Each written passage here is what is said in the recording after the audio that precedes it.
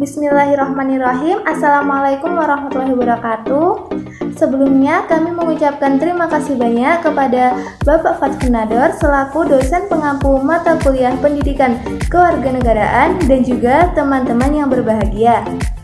Di sini kami akan menyampaikan materi hasil diskusi dari kelompok kami mengenai negara hukum dan hak asasi manusia. Sebelumnya, perkenalkan kami dari kelompok 8 yang beranggotakan saya sendiri Filia Angel Tamara, Riza Alfi Saada sebagai pemateri pertama, dan Berliana Iklima sebagai pemateri kedua.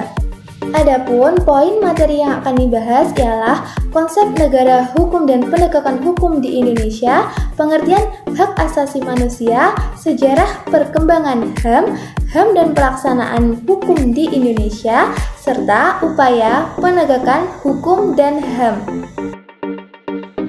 Materi yang pertama yaitu konsep negara hukum dan penegakan hukum di Indonesia. Konsep negara hukum. Konsep negara hukum adalah suatu konsep yang menghendaki agar seluruh perbuatan yang dilakukan oleh masyarakat dalam suatu negara harus sesuai dengan hukum yang berlaku. Menurut Philippus M. Hudson mengemukakan 3 macam konsep negara hukum, diantaranya Rechtsstaat, the rule of law, dan negara hukum Pancasila. Sedangkan menurut M. Tahir Azhari mengemukakan 5 macam konsep negara hukum, diantaranya demokrasi Islam, Rechtsstaat, rule of law, sosialis legalisi, dan konsep negara hukum Pancasila. Penegakan hukum di Indonesia. Penegakan hukum di Indonesia adalah upaya untuk tegaknya atau berfungsinya norma hukum secara nyata sebagai pedoman berperilaku atau hubungan hukum dalam kehidupan bermasyarakat dan bernegara. Tata hukum di Indonesia. Tata urutan perundangannya diantaranya yaitu 1. Undang-Undang Dasar 1945 2. TAP MPR Republik Indonesia 3. Undang-Undang 4. Peraturan pemerintah pengganti undang-undang 5. Peraturan pemerintah meliputi Kepres dan Perda. Lembaga penegak hukum diantaranya kepolisian, kejaksaan, dan kehakiman. Penggolongan hukum di Indonesia dibagi menjadi berbagai macam, diantaranya yang pertama, menurut wujud dan bentuk, ada hukum tertulis dan hukum tidak tertulis. Yang kedua, menurut wilayah berlakunya, diantaranya ada hukum lokal, hukum nasional, dan hukum internasional.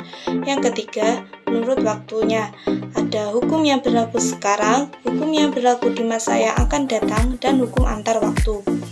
Yang keempat, menurut isinya, ada hukum publik dan hukum privat. Yang kelima, ada menurut fungsinya, diantaranya ada hukum material dan hukum formal.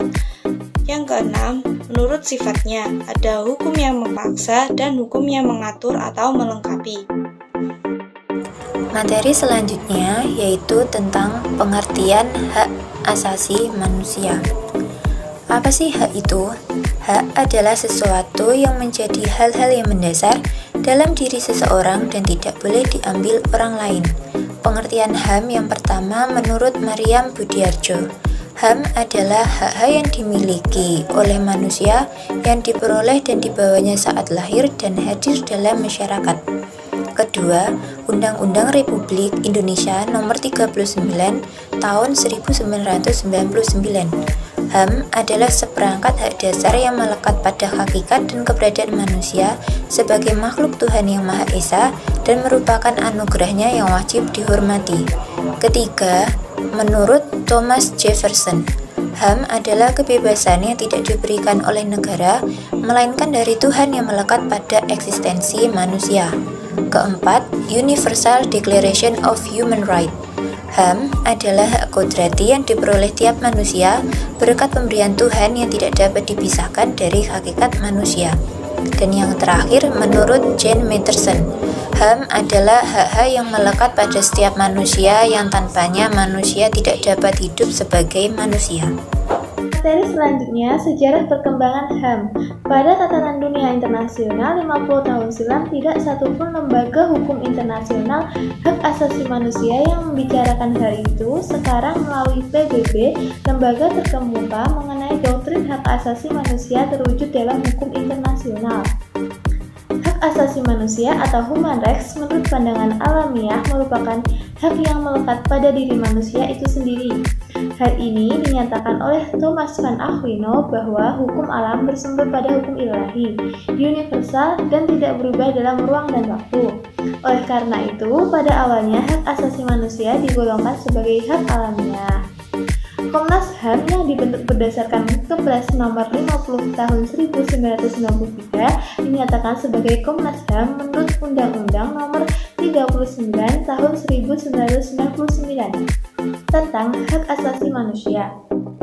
Komnas HAM dapat diartikan sebagai lembaga mandiri yang kedudukannya setingkat dengan lembaga negara lainnya yang berfungsi melaksanakan pengkajian, penelitian, penyuluhan, pemantauan, dan mediasi hak asasi manusia. Materi selanjutnya yaitu tentang HAM dan pelaksanaan hukum di Indonesia. Yang pertama, periode 1945 sampai 1949. Awal kemerdekaan bangsa Indonesia berhasil menyusun Undang-Undang Dasar 1945. Meski PBB belum merumuskan HAM, namun bangsa Indonesia telah memberikan penekanan pentingnya kemerdekaan suatu bangsa dari penindasan bangsa lain. Pernyataan ini dituangkan dalam alinea pertama pembukaan Undang-Undang Dasar 1945.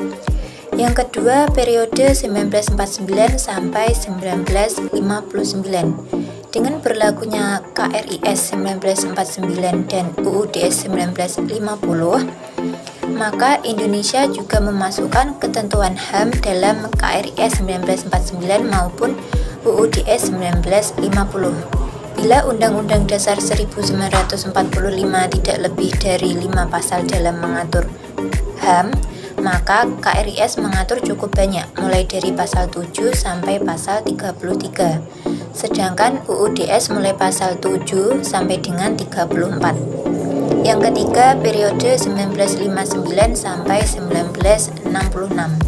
Dengan berlakunya kembali Undang-Undang Dasar 1945, maka pengaturan HAM dalam Undang-Undang Dasar tetap dipertahankan kemurniannya. Dengan pemikiran bahwa Undang-Undang Dasar 1945 telah memuat pokok-pokok pikiran tentang HAM. Selanjutnya, periode 1966 sampai 1998. Berakhirnya demokrasi terpimpin ke demokrasi Pancasila, pengaturan HAM dalam Undang-Undang Dasar 1945 ditambahkan aturan baru dengan referendum yang melibatkan rakyat dalam perubahan Undang-Undang Dasar 1945. Yang terakhir, periode 1998 sampai dengan sekarang.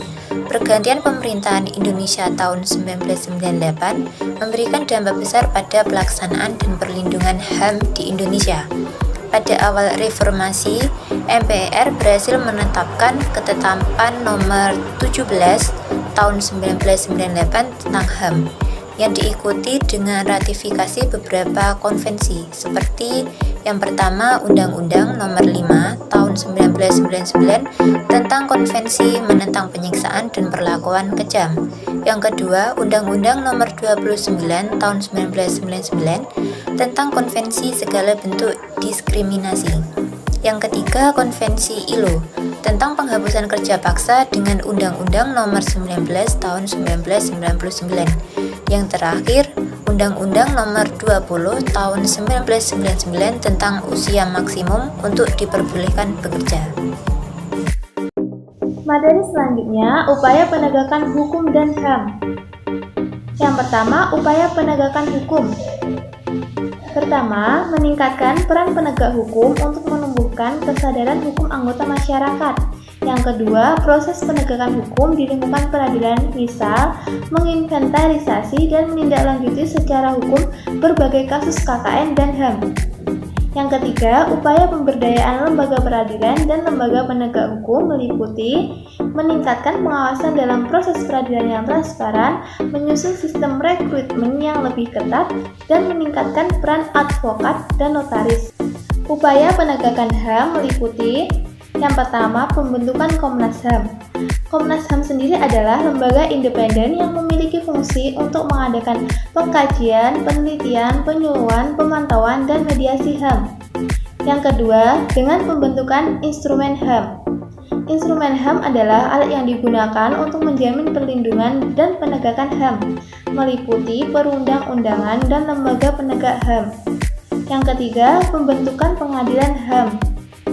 Pengadilan HAM merupakan pengadilan yang dibentuk secara khusus untuk menangani pelanggaran-pelanggaran HAM, yaitu kategori berat. Dibentuk berdasarkan Undang-Undang RI Nomor 26 Tahun 2000.